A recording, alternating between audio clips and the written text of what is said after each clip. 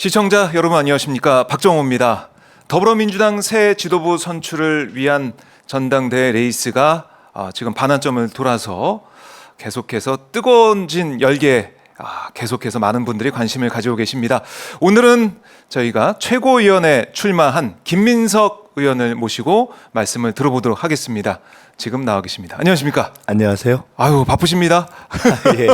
아유, 정신이 없네요. 이게 예. 체력자지네요. 아유, 저희가 이제 국회 상황 필리버스터 종결되고 표결한 상황까지 봤는데 거기 김민석 의원님이 표결했다라는 걸 제가 전광판 봤거든요. 네, 네. 그 국회 일정을 마무리하고 또 막 달려오셨습니다. 네, 거기 본회의장 간 김에 의원님들한테 인사하느라고 있다가 예. 표결이 또 시작돼서 막 뛰어서 지금 하고 여기 와서 이제 인사 이렇게 우리 오마이티 뵙고 네. 바로 또 전주로 지금 전주로 가야 됩니다. 네, 기차 시간이 좀 다가오고 있기 때문에 네. 저희가 빠르게 말씀을 좀 여쭤보도록 하겠습니다. 지금 보면 제가 언급한 것처럼 더불어민주당 새 지도부 선출을 위한 전당대회 레이스 반환점을 돌았습니다. 그런데 지난주 상황을 보면 김민석 후보의 득표가 확 늘었습니다. 왜 이렇게 저는 그 권리당원 분들이 반응하신다고 보십니까? 이제 한 5주차 중에 2주차가 됐는데요. 네. 뭐 사실은 제가 전 당원대회 시작하고 제가 정치 시작하고 제일 뭐 유명해진 것 중에 하나가 어째 이렇게 표가 안 나오냐고 해가지고 제가 이재명 대표께서 궁금해하고 뭐 네. 이러는 또 그런 것이 이제 알려지고 뭐 이런 것이 걱정하고 이런 것이 하나 있는 것 같고요. 네. 또 한편으로는 상대적으로 제가 이번에 이제 워낙 최근에 어떤 일종의 대세인 온라인 권리당원에서 온라인을 통한 소통과 온라인 인지도에서 네. 센 분들이 많이 나왔는데 그 부분에 있어서 제가 중간 정도 했던 것 같은데 이제 조금 알려지기 시작하고 또 현장 연설 이런 것들이 조금 받쳐주고 뭐 이러면서 네. 이렇게 상호작용을 한 것 같습니다. 상호작용이 일어나고 있다. 그래서 사실은 수석 최고위원 이 말씀을 많이 하고 계시잖아요. 네. 근데 사실은 수석이라는 말은 없죠. 근데 네, 최고위원 1등, 그러니까 1등으로 최고위원 되는 게 중요하다 이 말씀을 하시는 것 같은데 왜 내가 1등 해야 된다, 수석이 돼야 된다 이렇게 보십니까? 네, 사실은 제가 최고위원을 과거에 했었고 네. 또 통상 4선이 최고위원을 잘 하지 그런 도전을 하지 않고 그런데 이제 출마한 이유 자체가 네. 지금 당이 일종의 전시지도부, 직권지도부를 구성해야 되는 상황에서 최고위원회에 참여도 하지만 그것을 이제 대표를 확실하게 뒷받침하면서 일종의 조정도 하고 네. 또 중심을 잡아야 되는 그런 역할을 하는 것이 필요하다는 판단과 권유 때문에 나왔기 때문에 그것을 하는 것이 무슨 뭐 특별한 계급장을 다루겠다 뭐 이런 뜻보다는 현실적인 필요와 네. 어떤 그런 어떤 사명감, 책임감 이런 것 때문에 기왕이면 수석 최고위원으로서의 역할을 할 수 있으면 좋겠다 이렇게 말씀을 드리고 있습니다. 네. 그래서 지금 보면은 SNS에 제일 눈에 띄는 구호가 집권의 길, 이재명과 함께 이렇게 계속 말씀하고 계신데요. 이게 좀 어떤 길인지 좀 풀어주시면 어떨까요? 뭐 여러 가지 방식으로 표현을 하고 있는데요. 네. 이번에 현실적으로 제가 출마한 이유를 딱 하나로 좁힌다면 저는 집권. 이재명 대통령 만들기에 책임을 갖고 나왔다 이렇게 생각을 하고 있습니다. 네. 저희가 할 일이 이제 이 정권에 대한 투쟁도 있고 국민이 요구하고 있는 탄핵에 대한 길을 열어가야 되는 것도 있고 또 이 검찰 독재의 어떤 공격을 막아내야 되는 것도 있고 민생 관련한 여러 가지 법안들도 해야 되고 또 지방선거 준비도 차근차근 해야 되고 네. 할 일이 아주 복합적이고 다중적이고 종합적인데 그러나 이 모든 것을 종합하는 궁극적인 결승점은 뭔가 네. 결국은 집권이라고 생각하고요. 집권. 또 저는 그런 이 총선 승리 이후에는 제가 총선 때 상황실장을 하면서 전략을 총괄했었는데 그때는 아주 신중론으로 접근했는데 이제는 우리가 집권할 수 있다는 대세론을 명확하게 하고 그 길로 달려가는 것이 앞서 말씀드렸던 여러 가지 과제를 해결하는데도 실제로 힘이 된다 이렇게 판단을 하고 있습니다. 그래서 네. 제가 뭐 집권 플랜 본부장을 자임하기도 했고 실제로 최고위원이 되면 그와 관련한 뭐 당원 주권에 관한 일, 당무에 관한 일, 정책에 관한 일, 네. 또 인재풀을 정비하는 것에 관한 일들을 핵심으로 하는 그런 어떤 집권 준비의 핵심 사안들을 제가 좀 직접 맡아서 챙겨갔으면 좋겠다는 생각을 하고 있고 네. 당에도 그렇게 많이 말씀을 드렸고 대표께도 말씀을 드렸고 곳곳에서 당원들께도 말씀을 드리고 있는 그런 상황입니다. 네. 집권을 준비하는 그 길에 김민석 최고위원이 뭐 어떻게 보면 제일 많은 지지 얻어서 최고위원이 된다면 집권에 도움이 되고 또 이재명 대통령 만들기에 도움이 된다 이렇게 말씀하셨어요. 근데 일각에서는 그런 얘기도 합니다. 이번 최고위원 후보 8명 다 어차피 친명 후보 아니냐.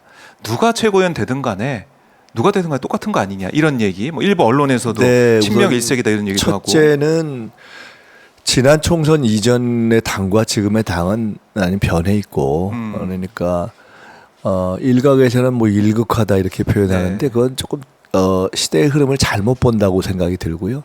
큰 흐름에서 당이 당원 주권의 당으로 변하고 있기 때문에 결국은 당원들의 다수가 어떤 방향으로 가기를 원하는가 이런 것 속에서 지도부도 구성되는 것은 매우 자연스러운 현상이고 네. 그것은 그렇고요. 두 번째로는 실제로 그렇기 때문에 상대적으로 지금은 일사불란한 민주적인 단일 대역으로 강력하게 집권을 준비하고 또 현재 요구되는 싸움을 하는 지도부가 구성되는 것이어서 그런 점에 있어서 아주 근본적인 노선이나 철학적 차이가 비교적 적은 분들로 구성될 것이다. 그것도 맞습니다. 네.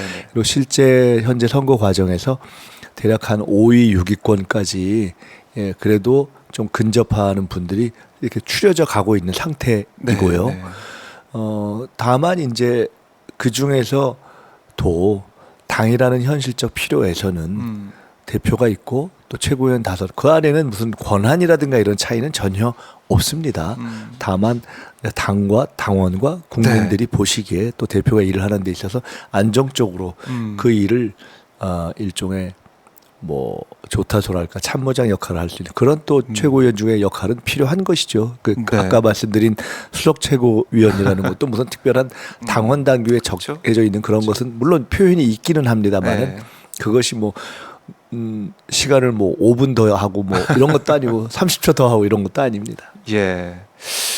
이재명 대표 뭐 지난번에 같이 또 방송도 하시고 이런 모습도 봤고 좀 많은 분들이 볼 때는 이재명 대표가 좀 안타까워하는 모습을 본 것 같아요. 사실은 이제 제가 이번 선거에서 이재명 대표가 무슨 당락이 문제가 되는 상황은 아니지 않습니까? 네. 근데 그럼에도 불구하고 이재명 대표 선거 자체에 또 총괄본부장을 같이 겸하면서 최고위원을 나왔는데 이제 그 뜻은 대표가 이재명 대표 입장에서 이제 총괄본부장을 맡기신 것은 이번 전당대회도 있지만 그 이후에 여러 가지 이제 당과 또 지방선거 대선 준비를 같이 좀 이렇게 챙겨가자는 뜻인데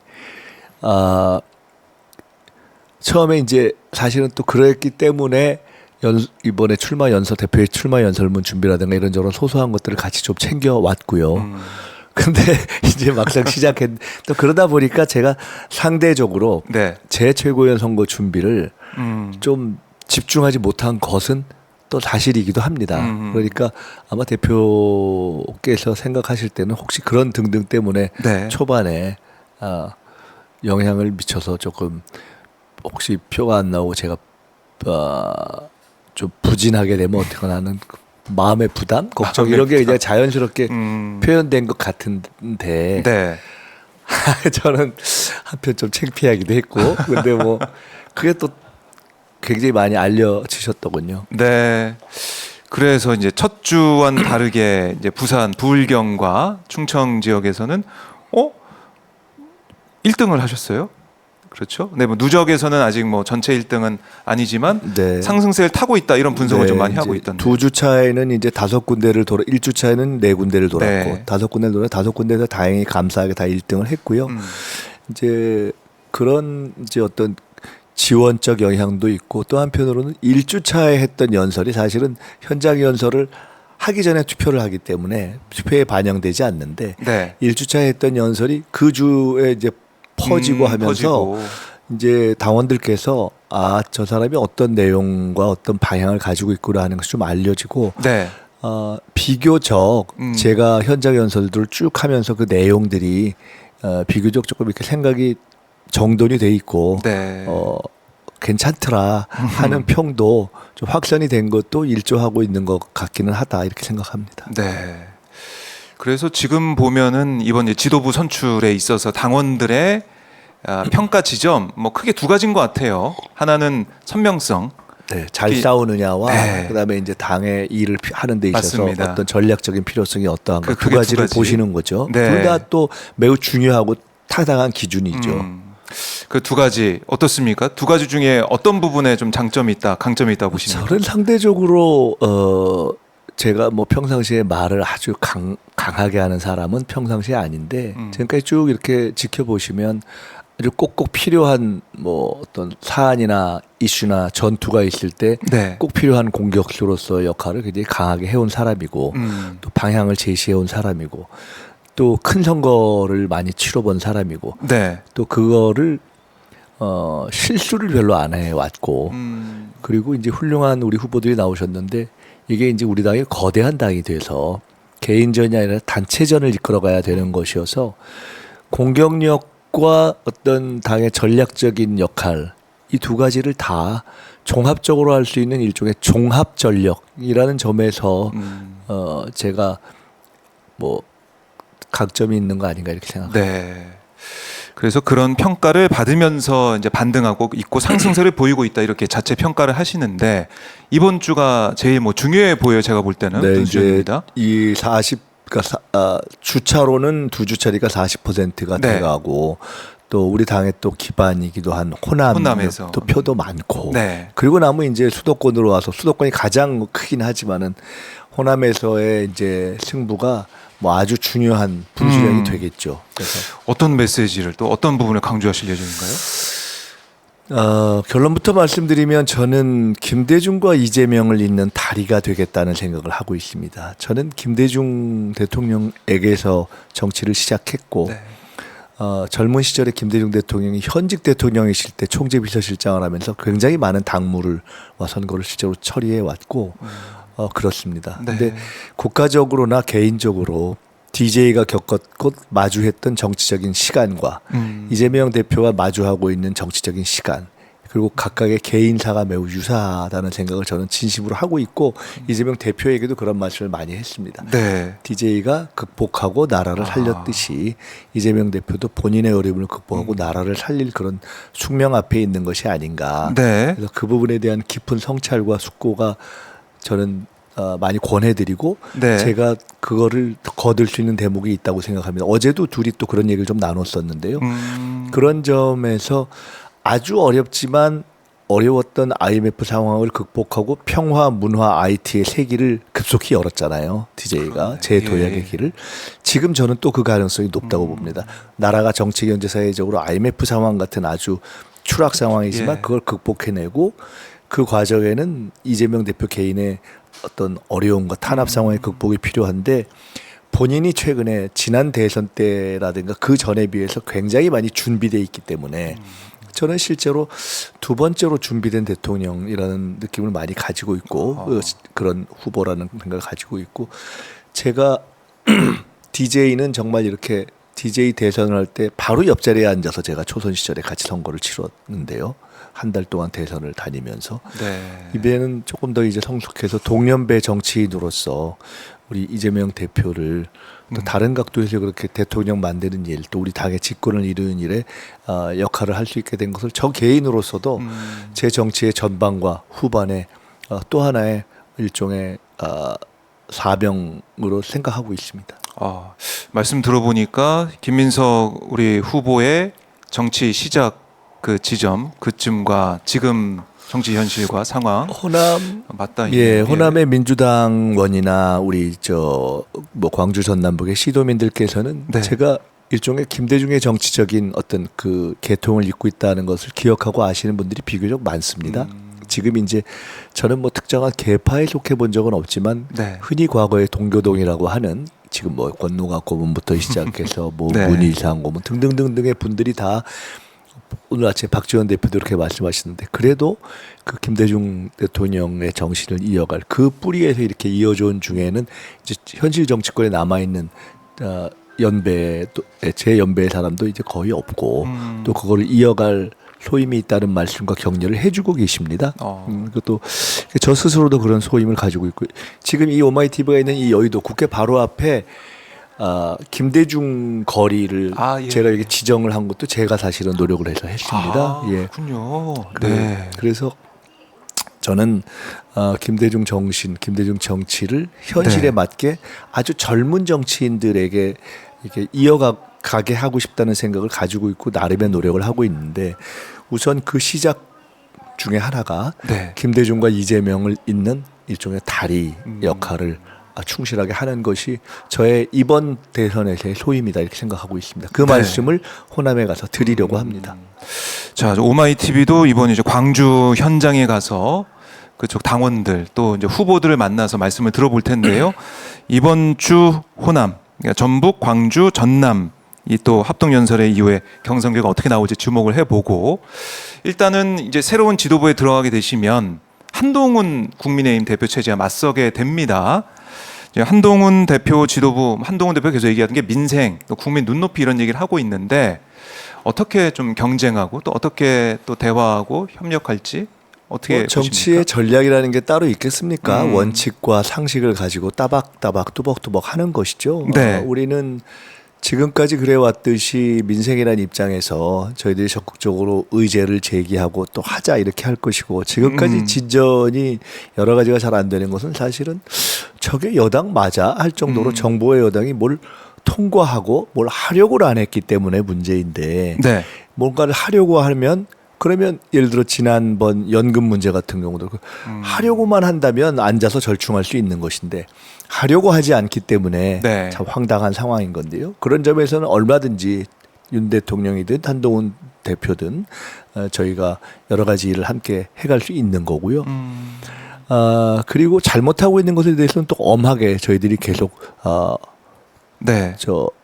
따져야죠. 따져야 또 된다. 시정할 걸 시정하고 네. 윤석열 대통령과 김건희 여사와 한동훈 대표는 사실은 뭐 얼굴과 머리는 달라 보이지만 사실은 몸체가 하나인 뭐 조금 심하게 이야기한다면 일종의 삼두개물 체제 같은 체제이기 때문에 네. 그냥 말만 달리하지 똑같다고 봅니다. 저는 아하. 예를 들어 한동훈 대표가 뭐 그럴싸하게 표현은 하지만 김건희 특검법 이런 거에 대해서는 고개도 못 들고 최혜병 특검 문제에 대해서도 말만 조금 하는 척하다가 지금 바로 꼬리를 내리고 이런 상황이어서 네. 저는 그런 국민 입장에서 윤석열 검사 두 번째 버전이 나오는 것을 정치의 국민의 어떤 국정의 책임을 지는 것을 용납하지는 않을 것이라고 보기 때문에요. 네. 본질을 잃지 않고 본질적인 문제를 정확하게 이렇게 요구하고 그것들이 국민들께서 보시기에 드러날 수 있도록 저희가 이렇게 집중력을 갖고 해나가겠습니다. 네. 특히 이번에 이제 국민들의 탄핵 청원 이게 이제 143만. 그래서 청문회까지 두 차례 열렸습니다. 그러니까 국민들의 뜻은 어떻게 보면 확고하다. 국민들의 뜻이 어떻게 보면은 뭐 뒤로 물르거나 다른 얘기 안 나올 것 같다 이런 생각 드는데 어떻습니까? 이런 것 같습니다. 예. 제가 이제 전 당원 대회를 다니면서도 이제 저도 쭉 확인하면서 말씀을 나누고 생각이 이제 좀 발전을 했는데 국민들께서 탄핵을 많이 원하고 직접 목소리를 내시는 것도 분명하고 네. 탄핵을 위해서 실제로 8석과 또 헌재의 결정이 필요한데 그것이 쉽지 않다는 것도 이해하고 계시고 네. 그래서 두 가지의 뜻이 있다고 봅니다. 하나는 그럼에도 불구하고 국민들께서 탄핵을 이렇게 말씀하시는 것은 그런 정도의 선명함을 갖고 명료하게 문제를 해결하고 싸우고 윤석열 정권의 이 무도함을 극복해라. 그러니까 최혜병 문제건 네. 또 김건희 여사를 정확하게 법의 심판대에 세우는 것이건 또 방송법 문제건 이런 것들을 정확하게 하나하나 흔들리지 말고 물러서지 말고 싸우라 이것이 하나 있는 것 같고요. 네.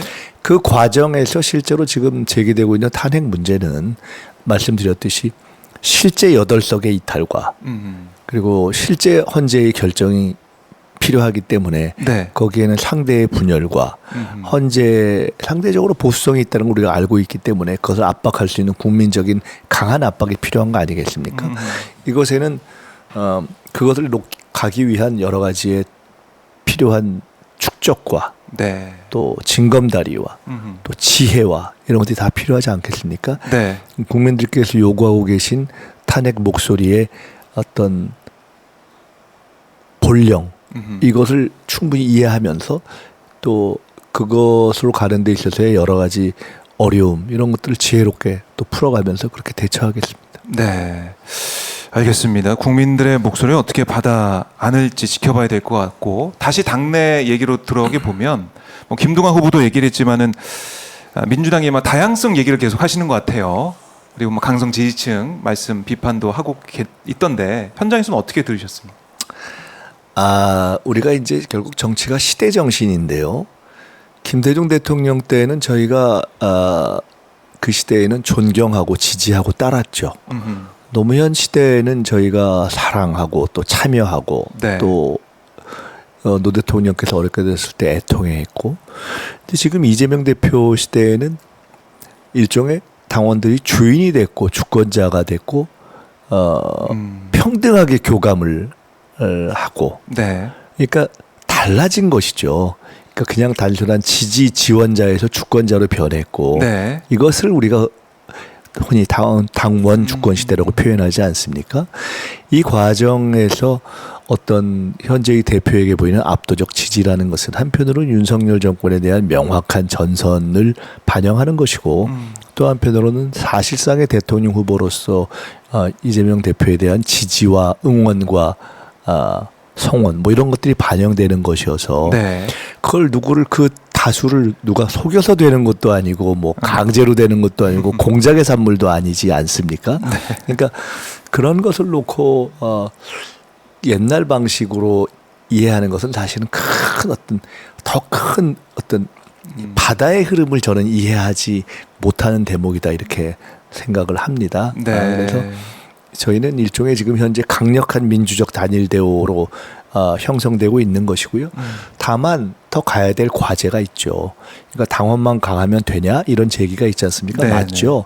당원이 강한 것이 그러나 당원이 약한 것보다는 낫기 때문에 제기되고 있는 당원이 더 성장하기 위한 학습을 강화할 거고요.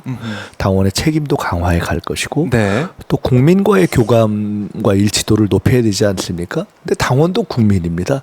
근데 그 전체에 있어서의 비당원 부분에 대한 더 많은 교감도와 싱크로율을 높이기 위해서는 그런 어떤 당의 또 정책적인 접근법도 강화돼야 되는 것이고, 그 부분에 대해서는 충분히 인지하고 있습니다. 그 부분을 이재명 대표와도 많이 토론을 나눈 적이 있고요. 네. 제가 그 문제에 대한 생각을 비교적 오래 해온 사람이고, 제가 해야 될 집중해서 좀 챙겨가야 될 일 중에 하나로도 생각하고 있습니다. 네. 당원들의 뜻에 따라서 지도부가 선출되고 있는 그 흐름을 거스를 수 없다. 이렇게 많은 분들이 보시는 것 같고, 지금은 댓글을 보더라도 김민석 후보 연설 너무 좋았다. 그리고 부드러움 속에 강함이 있다. 이런 말씀도 댓글로 달아주시고 있고요. 연설 좋다는 말씀 많이 하시네요. 연설 뭐 연습을 좀 하셨습니까? 그건 아니고요.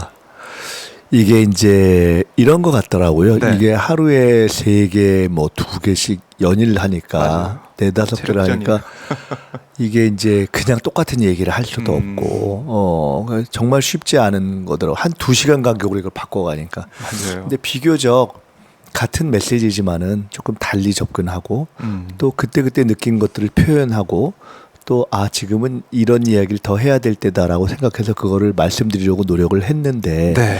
아마 이제 그런 과정이 제가 평소에 이제 그동안에 아주 연설을 아주 못하는 편은 아니다 이렇게 그 정도는 이렇게 인식이 되어 있었는데, 네. 쭉 생각했던 것들을 말씀드리니까 아하. 아마 이제 이것이 그냥 그런 생각이 조금 이렇게 농축되어 있구나 하는 것들을 이해해 주시면서 그런 평가를 해 주시는 것이 아닌가 생각합니다. 네. 자, 이제 최고위원이 되시면은 여러 가지 현안이 있겠지만은 이거부터 빨리 해야 된다. 뭐 순위를 매기자면 제일 먼저 시급할 현안 뭐가 있다고 보십니까? 우선 뭐 당이라는 것은 연속성이 있기 때문에 기존의 당 지도부가 쭉 지금까지 추진해왔던 원내외 사안들을 쭉 하겠습니다. 네. 근데 다만 그런 것들 첫째는 제가 암만 해도 당무 전반에 대해서 조금 더 이렇게 그거를 체계화하는 것에 대한 관심을 갖고 중심을 잡는 그런 최고위원으로서의 역할을 하게 된다면 네.